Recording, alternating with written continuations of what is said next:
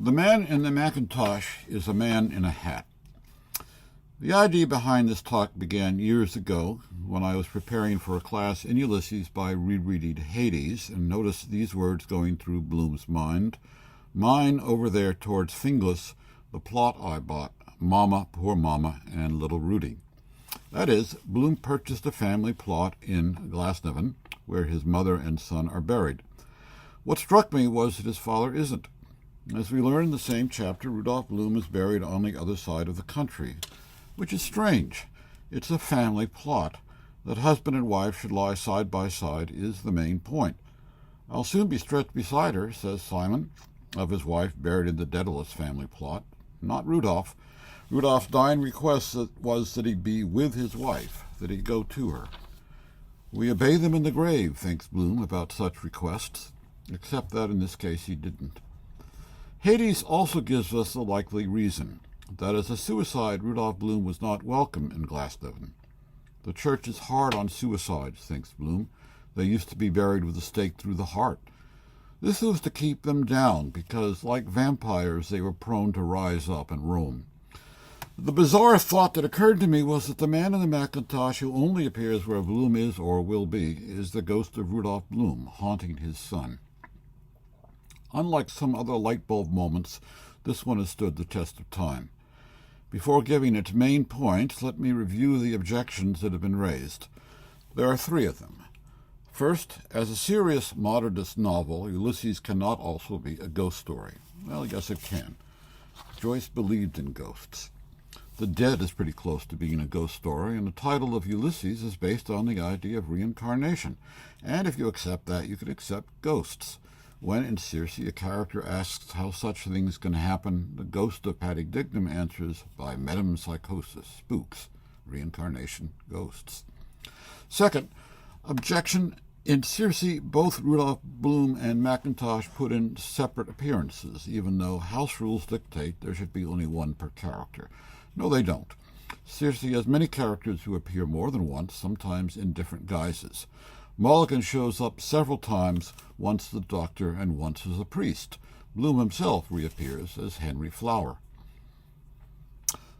Third objection. How can it be that Bloom sees his father and doesn't recognize him? Well, yes, that would certainly be a problem for many books, just not for one where one of whose main themes is non-recognition between fathers and sons. That, according to Stephen, is the story of Hamlet. It is part of the story of the Odyssey, too, when Odysseus, after 20 years, is introduced to his father Laertes. Laertes doesn't recognize him. There are a number of father and son combinations in Ulysses, for instance, Simon and Stephen Daedalus, and at no point do any two recognize one another. Who may he be? Asks Simon. I've heard of him, says Stephen. In a scene I'll be returning to, when Bloom encounters the ghost of his son Rudy, Rudy gazes, quote, unseen, into his eyes. Those are the three main objections. Here, briefly, are the three main reasons, preparatory to my fourth, about Macintosh's hat. First, process of elimination. The man in the Macintosh has a profile. He is a once prosperous bankrupt who, probably from grief over the death of his wife, has gone, at least temporarily, insane. Tertiary insanity is the diagnosis given of his condition by Dr. Mulligan of the Richmond Lunatic Asylum, words which, as Joyce's notes show, we are to take as a version of the word temporary insanity, as applied in Hades to Rudolph Bloom. In this and in the other ways, Rudolph Bloom is the only person mentioned in Ulysses who fits the profile: bankrupt, grieving widower, temporarily insane. Second, again, process of elimination. The man in the Macintosh is the, not a, man in the, not a, Macintosh. That is, a raincoat.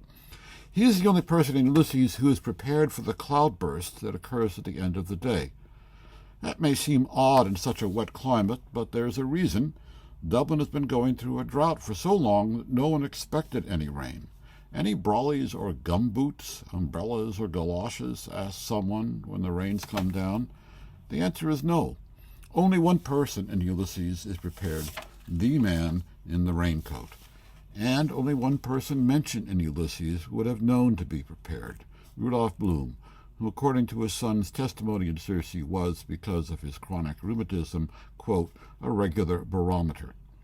The condition is hereditary, which is why Bloom is carrying around that potato as a spud against the rheumatism, probably why he starts experiencing symptoms after giving the potato away, and why in Circe there is one other figure, wearing a Macintosh, Lipoti Virag, Bloom's father's father. Third, yet once again, process of elimination. I think of this one as a case of hiding in plain sight. Joyce's Lanati schema for Hades lists 16 mythical persons as present, one of them Laertes. In most cases, their correspondence to people present is obvious. Elpenor, for instance, is Dignam. A few are not. Of these, I take Eriphyle, who was killed by her son, to be the buried Mrs. Daedalus, who, according to Mulligan, was killed by her son, Prometheus to be the statue of Jesus, Proserpina to be Mrs. O'Connell, married to John O'Connell, the graveyard caretaker who corresponds to Hades. By my reckoning, and I invite alternatives, that leaves one person on the list, Laertes, unaccounted for, and one conspicuous presence in the cemetery, Macintosh, unmatched. Again, I invite alternatives. Given that Odysseus on the list corresponds to Bloom, who else present corresponds to Laertes?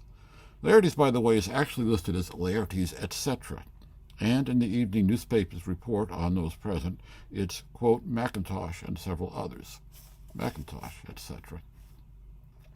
So, now, about the hat. The man in the Macintosh wears one because every male in 1904 Dublin wears a cap or a hat, what Bloom calls these pots we have to wear. That is doubly true when attending a funeral where you have to wear a hat so you can take it off out of respect for the dead. So in Hades, the mourners encircle Dignam's grave and all together remove their hats. And that is the moment, among the bared heads, that Bloom thinks, now who is that lanky-looking galoot over there in the Macintosh? Then, after the reading over the grave, the men put their hats back on, covering themselves. Then Hines asks after Macintosh, and Bloom, looking towards the mourners, asks, where is he now? This seems to be a part of a pattern. In Oxen of the Sun in Burke's pub, golly, wasn't Tunken's yon guy in the Macintosh? Macintosh has appeared out of nowhere. In Circe, he likewise pops up through a trap door, the usual means of entrance, I point out, for stage ghosts in general, Hamlet's fathers in particular, then just as suddenly, quote, disappears. And then there is that odd bit in Wandering Rocks, where he passes swiftly and unscathed across the Viceroy's path. What's going on here? Is it that the vice-regal cavalcade, seeing a pedestrian in its path, would just keep going, letting him take the consequences? Or is it that they can't see him? Joyce's notes for Hades feature two elements that I think may be pertinent. One is a series of entries about Hermes, not surprisingly, since Hermes is the god who leads the dead to Hades. The other is the word tarncap. A tarncap is an article of clothing that gives its wearer the power to, as the boy sings in the song, enjoy invisibility. Its history in myth is varied and somewhat muddled. In a forthcoming James Joyce quarterly piece, I attempt to untangle some of the threads. Here, let me just say that the tarncappy can signify either outerwear or headwear, either cape or cap. The late Philip Herring tentatively suggested the former, that Macintosh's Macintosh is a tarncap's cape. I think it's the hat, or mainly the hat. First, because of what does seem for Macintosh a correlation between his visibility and what he does with his hat. After all, besides the Hades disappearing act, one can probably assume that he is hatless when indoors in Oxen of the Sun and Circe, hatted when outdoors in Wandering Rocks. My main reason comes from those entries about Hermes. Hermes was the grandfather of Odysseus, and he wore on his head an article usually called the helm or helmet of Hermes that gave him the power to become invisible at will. A concession here, it would be better for my case if Hermes had been Odysseus' father rather than his grandfather. Still, there are some at least, so to speak, familiarities, in the sense of running in the family, between the two. Hermes is the patron of travelers. The Blooms are a traveling clan. Millie left home at the age of 14, especially Bloom's father, a traveling salesman, the story of whose life has been a travelogue of migrations from Szombathely to Dublin and points in between. And then there is this business about Rudolph's poison of choice, aconite. In Circe, a defensive Bloom comes halfway to testifying that Rudolph died of rabies contracted from the spittle of his dog, Athos. He's probably trying to absolve his father from the stigma of suicide. But Bloom has a way of being more right than he realizes, and on a mythical level what he says would make sense, were he mythically the son of Hermes. Mythically, aconite is the spittle of Cerberus. It will kill you, and it kills Rudolph Bloom. Cerberus and Hermes are linked in legend. They are antagonists. As guide to the underworld, Hermes was instrumental in helping Hercules subdue and capture Cerberus. Rudolph Bloom dies of a poison derived from the enemy of Hermes. And then there's this. Joyce's Lunati list has Hermes as one of the persons in Circe, and in this case it's easy to identify him. His name is Rudolph Bloom, and he is wearing a helmet that gives him the power to become invisible. The Rudy who appears at the chapter's end is Rudolph Bloom, named in the tradition of Ashkenazi Jews for his deceased grandfather, as Bloom was given a translated version of the name of his deceased grandfather, Lepoti Virag. Here he is, quote, "Against the dark wall a figure appears slowly, a fairy boy of 11, a changeling, kidnapped, dressed in an Eton suit with glass shoes and a little bronze helmet, holding a book in his hand. He reads from right to left, inaudibly, smiling, kissing the page. Bloom, wonderstruck, calls inaudibly, 'Rudy!' Rudy gazes unseen into Bloom's eyes and goes on reading, kissing, smiling. He has a delicate mauve face. On his suit he has diamond and ruby buttons. In his free left hand he holds a slim ivory cane with a violet bow knot. A white lambkin peeps out of his waistcoat pocket."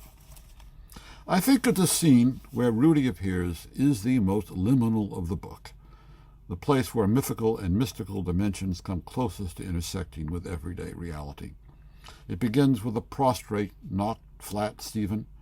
The rain has cleared off, and facing upward he is having his first look at what Ithaca will call the heaven tree of stars. The sight reminds him of the last line of the poem running through his head this morning. The line was, "and all disheveled wandering stars," and the poem and song was Yeats's "Who Will Go Drive with Fergus," which Stephen sang to his dying mother. Now he starts murmuring the poem, thickly with prolonged vowels, including its lines about Fergus and the white breast of the dim sea.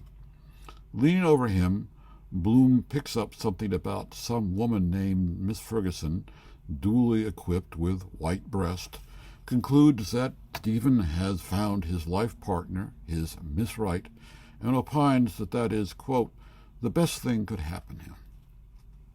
Once again, the man has a way of being more right than he realizes. Although he may have the name wrong, this is still the single truest sentence in Ulysses, which is, let us remember, which commemorates the day the author found his Miss Right, which was the best thing that ever happened to him. Ulysses is a ghost story and a love story.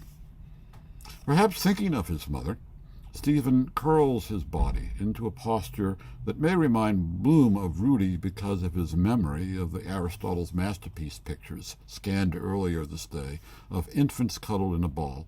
In any case, the apparition of Rudy that forms arises out of observable reality, combined with memory, combined with imagination, which Joyce once said is memory, combined with myth, combined with longing. On some level, at this moment, Bloom wants Stephen to be his son. It is an amalgam of Bloom's sight of Stephen, of his memory of Rudolph Bloom II, of his memory of Rudolph Bloom I, and of the young Hermes of legend. Rudy's glass shoes come from the fairyland of changelings, kidnapped away, who, according to tradition, continue to grow in years but not in size. The Eton suit is from Bloom's earlier vision of Rudy had he grown to the age of 11. The book which Rudy reads from right to left is a memory of Rudolph reading Hebrew right to left. The slim ivory cane with a violet bow knot, the white lambkin peeping out of his waistcoat pocket, and above all the bronze helmet, are attributes of Hermes by way of Stephen. Stephen's cane is an ash plant, which is white, color of ivory.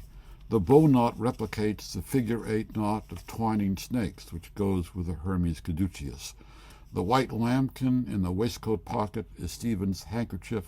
The sheep which Hermes, originally a pastoral god, is sometimes pictured as carrying, and the shroud of lamb's wool that Molly knit for their child, reincarnating in the Penelope who wove a shroud for Odysseus' father, Laertes.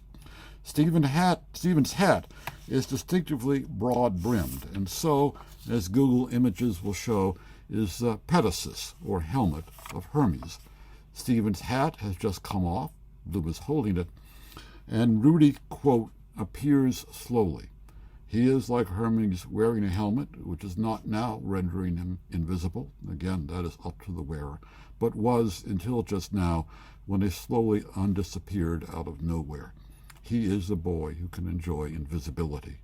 Both father and son are inaudible to one another, and Bloom is invisible to Rudy's unseeing eyes, as Odysseus was unrecognizable to Laertes. Again, lack of recognition between father and son is the Ulysses constant. To Stephen Dedalus, his father was the man with the eyes that do not know me. One last word about that hat. Rudy's helmet is bronze, and the petasus of Hermes is gold. But in later ages, including Joyce's time, a petasus was simply a wide-brimmed sun hat, often made of braided straw. On the last day of his life, sometime before committing suicide, Rudolph Bloom did a strange thing. He purchased a new boater straw hat, extra smart. Now, on one level, it makes sense that the father of antiquity's most famous sailor should be wearing a boater. But from the point of view of my thesis, no. For attending a funeral or just visiting a cemetery, such a hat would seem inappropriate, all the more so if extra smart. People would notice and disapprove. Unless, that is, wearing it was making you invisible, and the way to be seen was to take it off.